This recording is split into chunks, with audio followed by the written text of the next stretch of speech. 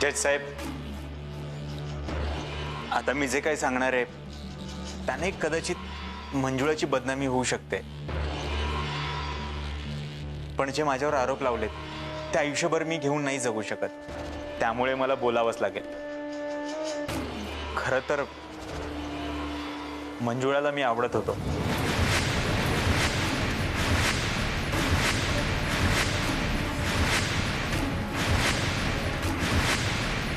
तसं त्यांनी माझ्याकडे बोलून दाखवलं सुद्धा होतं। अच्छा, अरे हे काय बोलतायत डॉक्टर? अरे नाम आहे आपली मंजू असं, पण डॉक्टर कशाला खोटं बोलतील रे? अच्छा तू नाही, समजा खोट आहे, समजा खोट आहे। जज साहेब, खरं तर मी माझी इमेज पहिल्यापासूनच जपत आलोय। मी कुठल्याच बाईच्या नादी लागलो नाही। मी डॉक्टर आहे, मी माझ्या पेशाचा खूप आदर करतो। मी मंजुळाला खूप समजावून सांगितलं, म्हटलं हे चुकीचं आहे, असं नको करायला। मी मंजुळालाही नकार दिला, कारण माझ्या मनाला ते पटतच नव्हतं। याबाबत मी डिंपललाही सांगितलं होतं। वय मम्मी, मला डॉक्टर असं बोललो होतं। यावरून अमरने आमच्या दोघांवर संशय सुद्धा घेतला होता। त्या दोघांमध्ये वादही झाला होता। मिस्टर अमर, हे खरंय? हो झाला होता। जज साहेब, यांची अवस्था बघून खरं तर माझी जीभ उचलत नाहीये, पण मंजुळाच्या बाहेरखेलीपणाला कंटाळून यांनीच त्यांची हत्या केली असेल ही शक्यताही नाकारता येत नाही।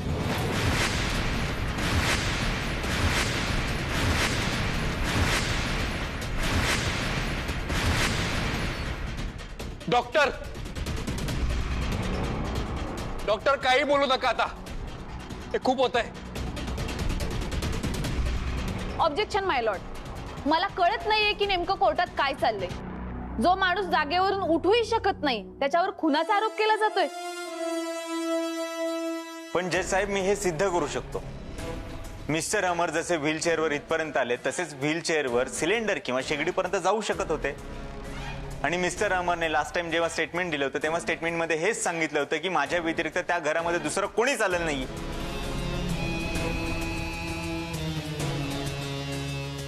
हो खरंय, पण व्हीलचेअरवर बसवायला सुद्धा मला कोणाची तरी मदत लागते।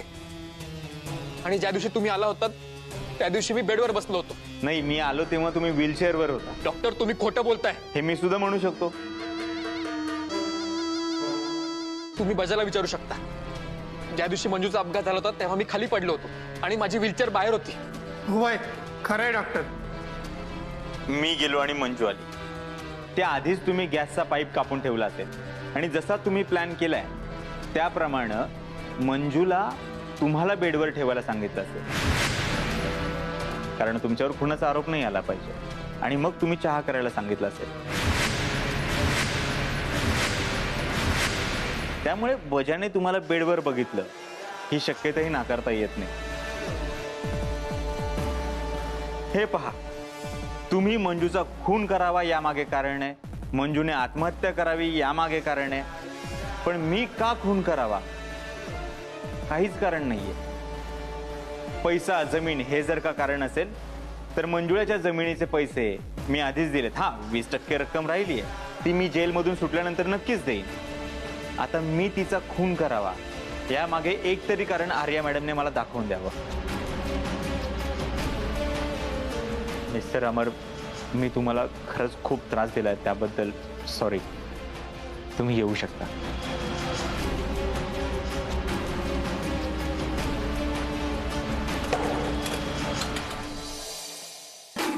जज साहेब, यानंतर पुढील साक्ष देण्यासाठी मी डिंपल पाटीलला इथे बोलवण्याची विनंती करतो।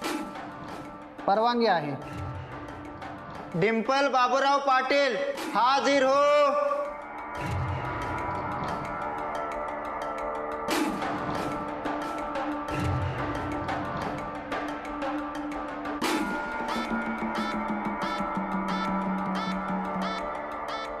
डिंपल, मला सांग, मंजुळा आणि तू तुमच्या दोघांमध्ये मैत्री होती का? तशी मैत्री नाही म्हणता येणार, पण ती मला सगळं काही सांगायची। ती तिच्या आयुष्यात आनंदी होती का? आनंदी तर ती फक्त वरवर होती, पण बिचारी आतून लय तुटली होती बघा. तिला लय एकटं वाटायचं. तिचं आयुष्य पार तिला नको नको झालं होतं. मंजुळा आणि तुझ्यात काय बोलणं व्हायचं ते एकदा जरा कोर्टाला कळू द्या. वय जज साहेब, तिला लहान पोरं लय आवडायची बघा, म्हणून तिनं क्लास पण चालू केला होता. आणि आमच्या टोण्याला तर लय जीव लावायची, पण तिला मूलबाळ होत नव्हतं ना, त्याच तिला लय वाईट वाटायचं. मला आठवतंय, आम्ही एकदा ना महाबळेश्वरला फिरायला गेलो होतो. आम्ही म्हणजे डॉक्टर, म्या, अमरदाजी आणि मंजू दीदी. तेव्हा ना तिचं वागणं लय वेगळं होतं. म्हणजे तिला तिथलं सगळं काय आवडलं होतं आणि डॉक्टर पण लय आवडले होते.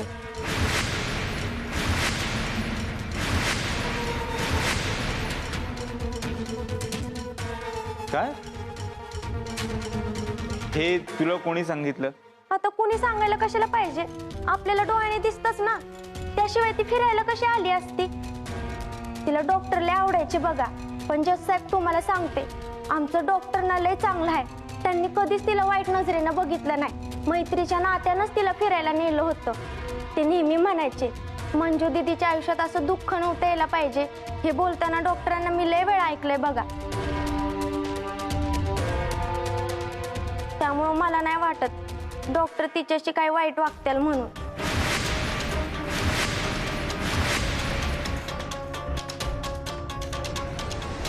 अमर आणि तिच्या नात्याबद्दल काय सांगायचे मंजू? ती म्हणायची की ते माझी जबाबदारी आहेत. त्यांना खूप राग यायचा, ते तिच्यावर चिडायचे, संशय घ्यायचे. म्हणजे तिला क्लासवरनं कधी घरी जायला उशीर झाला ना, तर तिला रागवायचे पण. त्यामुळे ती लय घाबरायची, तिच्यावर संशय बी घ्यायचे. 2-3 वेळेस तर ती आमच्या आजीजवळ रडली पण होती बघा. ठीक आहे डिंपल, तू जाऊ शकतेस. वय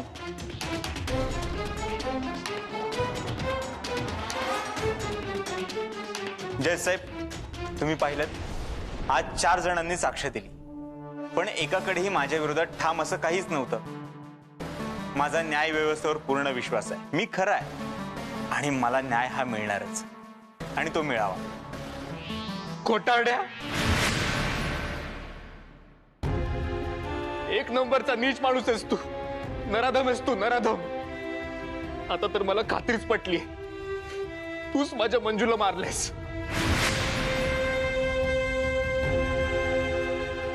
तुला मी कधीच माफ करणार नाही, कधीच माफ करणार नाही. तुला तर मी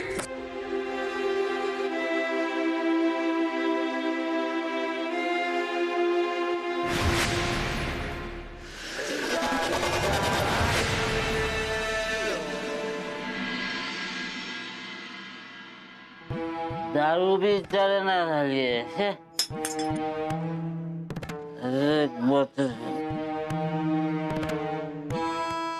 पण रुसली आहे ए माकडा, अरे दारू पिऊन पिऊन काय मरायचं ठरवलेस वय आज तू? चल. काय झालंय तुला? एवढा मरेच तर दारू प्यायला लागलायस ते? काय झालंय? तू कोर्टात नव्हतास वय? माझ्या मंजूच्या चारित्र्यावर संशय घेतलाय तुझ्या त्या डॉक्टरनं. कसलं घाणेरडं आरोप लावलं माझ्या मंजूवर यांनी. त्यांना काय अधिकार होता? नाम्या, तुला जे काय बोलायचं दोष द्यायचा ना मला दे. छान वाटलंस मला, पण डॉक्टरांबद्दल एक वांगा शब्द ऐकून घेणार नाही. काय खोटं बोललं डॉक्टर? काय खोटं बोललं सांग की? तसं जर काय असतं का नाही, तर डिंपलने कोर्टात साक्षी दिली नसती त्यांच्या बाजूने. डॉक्टर कधीच चुकीचं वागत नाही, कधीच खोटं बोलत नाही. माझा विश्वास आहे डॉक्टरांवर. खड्ड्यात गेला तुझे डॉक्टर? नाम्या, खड्ड्यात गेले. मी मंजूला सायकलवर बसून घेऊन जाईल, नाही तर कसं मी घेऊन जाईल? यांना काय करायचंय? स्वतःला वाचवण्यासाठी आहे ना, माझ्या मंजूवर चिखल उडवतात ही. आणि तुला सांगतो, मंजूला डॉक्टर आवडत नव्हते. आठवत आहे का ती भांडणं झाली होती? आणि जर का तिला खरंच डॉक्टर आवडत असते ना, मला बोलले असते, मंजू मंजू मंजू मंजू मंजू सॉरी, मला लय जवळचा मित्र मानायची, पण मी काहीच मदत नाही करू शकलो. जिवंत असताना समजाने तुला त्रास दिला, आता मेल्यानंतर सुद्धा लय त्रास देतात. आणि असा असा असा हातावर हात ठेवून बसलो. मला माफ कर,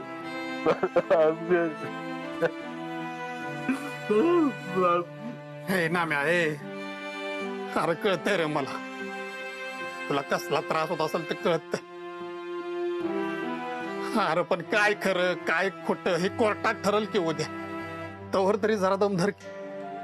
हे, अरे ऐक ना माझ, सोडती बॉटल बघ. नाही सोडणार रे,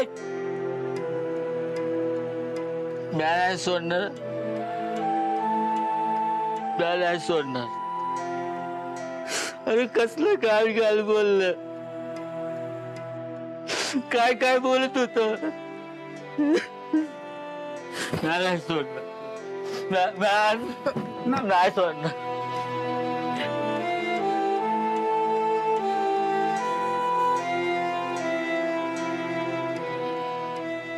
डिंपे, अगे डिंपे, कुठं गो खपली ही डिंपे? काय ग आज्जे, बोल.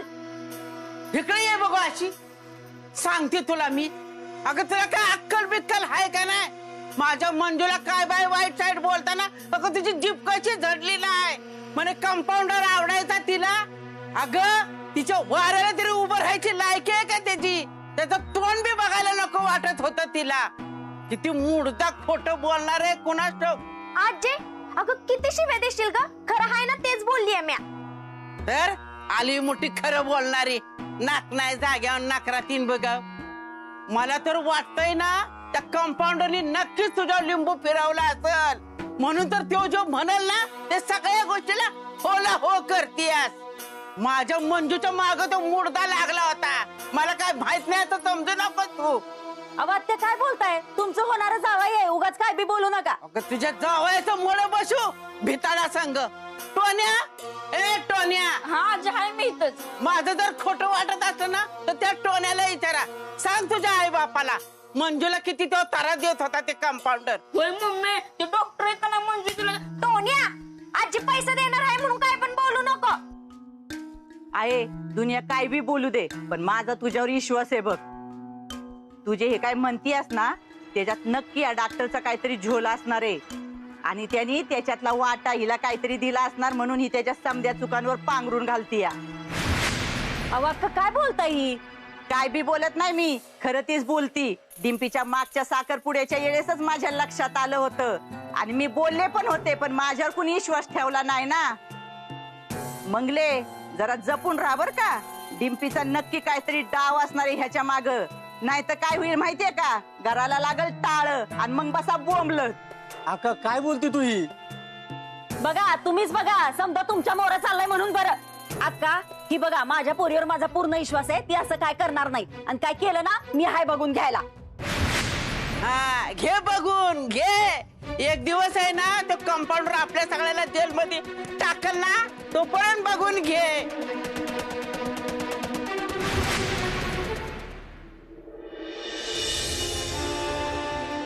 कसे आहात? काय सांगू आता. मी समजू शकतो. खरं तर तुम्ही इथे यायलाच नको. मंजूला मी सांगितलं होतं ह्या गावातून निघून जा, हे गाव खूप वाईट आहे. ह्या गावाने रेशमाला गिळलं माझ्या, आणि शेवटी मंजू सोबतही हेच झालं. काय घडणार आहे ते आधीच कळलं असतं ना तरी आलोच नसतो आम्ही. त्या डॉक्टरने मेल्यानंतर सुद्धा मंजूवर चिखलफेक केली. माझी मंजू अशी अशी नक्कीच नव्हती. ती असं काही बोललीच नव्हती. अमर, मी लहानपणापासून ओळखतो मंजूला. डॉक्टर बोलला तसं ती कधीच नाही वागणार. हा सगळा त्या डॉक्टरचा प्लॅन आहे. दुसऱ्यावर चिखलफेक करायची आणि स्वतःची कातडी वाचवायची. पण तो जे काही मंजू बद्दल बोललाय ना, त्याचा खूप त्रास होतोय मला. तुम्ही नका त्रास करू नका. डॉक्टरला हेच हवंय. त्या डॉक्टरला देव माणूस समजलं होतं आम्ही. एक नंबरचा नीच माणूस. त्याचा डाव कधी कळलाच नाही. आपले संसार उद्ध्वस्त करून स्वतःचा संसार थाटायचा होता त्याला, आणि त्याचं कधीच चांगलं होणार नाही. आपला तळतळाट लागेल त्याला. माझ्या बायकोच्या खुनाचा आरोप माझ्यावर आणि तुमच्या बायकोच्या खुनाचा आरोप तुमच्यावर लावून निर्दोष सुटायचं होतं त्याला. पण तो सुटणार नाही. मी शेवटपर्यंत लढेन. माझ्या मंजूला मी न्याय मिळवून देईन. माझ्या रेशमाचं काय झालंय, ती जिवंत आहे की नाही हे सुद्धा माहिती नाही आहे मला. आपण ना खूप मोठी चूक केली अमर, त्या डॉक्टरवर विश्वास ठेवून. पण आता नाही, आता पास. मला तर 100% खात्री पटली की रेशमाच्या गायब होण्यामागे आणि मंजूच्या खुनामागे त्याचाच हात आहे. आता कोर्टाने जरी त्याला सोडलं ना, तरी मी त्याला जिवंत सोडणार नाही.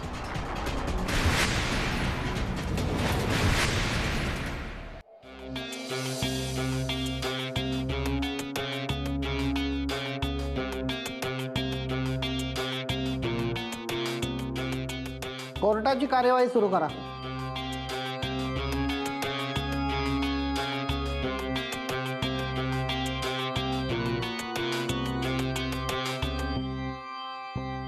जज साहेब, इन्स्पेक्टर चव्हाणांच्या केस संदर्भात काही साक्षीदारांची साक्ष झाली होती. मला त्यांची उलट तपासणी करायची आहे. इन्स्पेक्टर चव्हाणांचा खून झालाय, आत्महत्या नाही, हे दिव्या मॅडमने खूप चांगल्या प्रकारे पटवून देण्याचा प्रयत्न केला. पण मला त्याचीच उलट तपासणी करायची आहे. त्यासाठी मी इथे विराज शिकरे यांना बोलवण्याची विनंती करतो. परवानगी आहे. हवालदार विराज शिकरे हाजीर हो.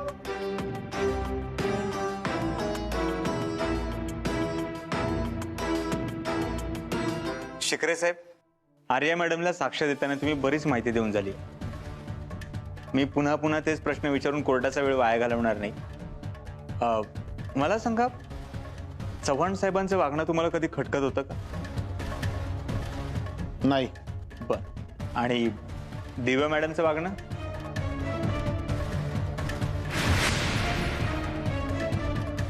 नाही. अहो, घाबरू नका तुम्ही. काय असेल ते खरं खरं सांगा. आपल्याला चव्हाण साहेबांना न्याय मिळवून द्यायचा. जेव्हा मॅडम चव्हाण साहेबांना ओरडायच्या तेव्हा कधी कधी खटकायचं.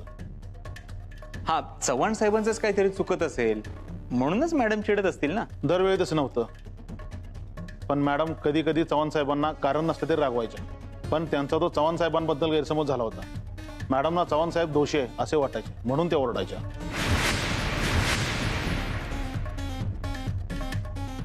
असं जर असेल तर आधी मॅडमने गैरसमज दूर करून चव्हाण साहेब चुकीचे आहेत बरोबर आहे हे ठरून मग त्यांच्यावर रागवायला पाहिजे होतं. असं नाही का वाटत तुम्हाला? हो, वाटतं. शिकरे साहेब, मॅडम फार रागीट स्वभावाच्या आहेत का? राग तर प्रत्येकालाच येतो ना. हो, पण काहींना तो कंट्रोल करता येतो, काहींना येत नाही. तुम्ही येऊ शकता.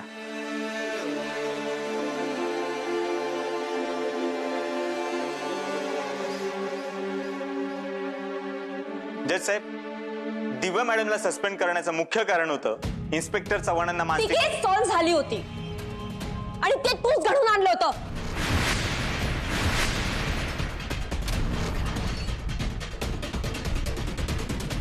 जज साहेब, एक पोलीस ऑफिसर असून त्यांना कोर्टात स्वतःच्या रागावर नियंत्रण ठेवता येत नाही. त्या मॅडम घरी किंवा आपल्या हाताखालच्या माणसावर कशा प्रकारे राग व्यक्त करत असतील देवालाच माहिती.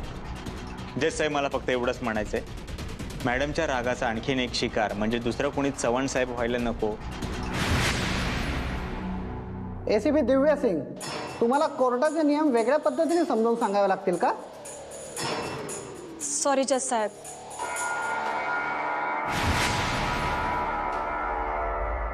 जज साहेब, दिव्या मॅडम एवढ्या तावातावाने उठलाच आहेत तर मला त्यांचीच उलट तपासणी करायची. परवानगी द्यावी. परवानगी आहे. एसीपी दिव्या सिंग हाजीर हो.